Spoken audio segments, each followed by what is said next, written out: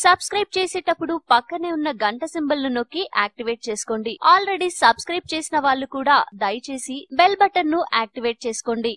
సాధారణంగా కొంతమందికే అదృష్టం ఉంటుందని, మంచి సంపన్నులు అవుతారని, మంచి భవిష్యత్తు ఉంటుందని కొంతమంది నమ్ముతారు.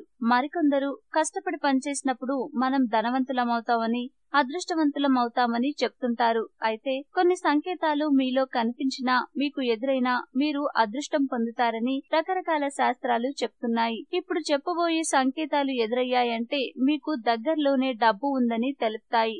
మరి ఆ సంకేతాలేంటో తెలుసుకుందాం.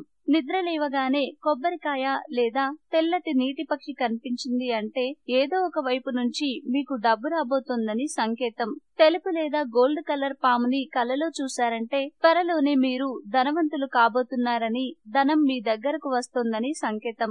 ఒకవేళ మీరు ఎక్కడికైనా ప్రయాణించాలని భావిస్తున్నప్పుడు బయలుదేరిన తర్వాత కోతి, కుక్క, పాము, పక్షి ఏదైనా మీ వాహనానికి కుడివైపుగా ఉంది అంటే మీరు త్వరలోనే ధనవంతులవుతారని సంకేతం.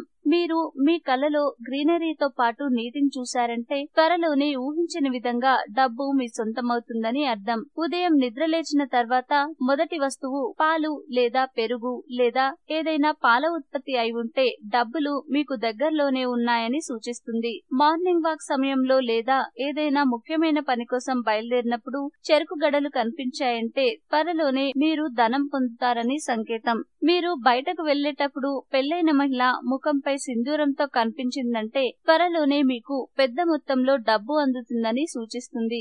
సాధారణంగా ఇండియన్స్ గబ్బిలాలకు దూరంగా ఉంటారు, కానీ చైనీస్ మాత్రం గబ్బిలాలను శ్రేయస్సుగా భావిస్తారు. అవి ఇంట్లోకి అనుకోకుండానే వచ్చాయంటే దురదృష్టంగా భావిస్తారు, కానీ అవి ఇంట్లో గూడు ఏర్పాటు చేశాయంటే త్వరలోనే సంపద పొందుతారని సంకేతమట.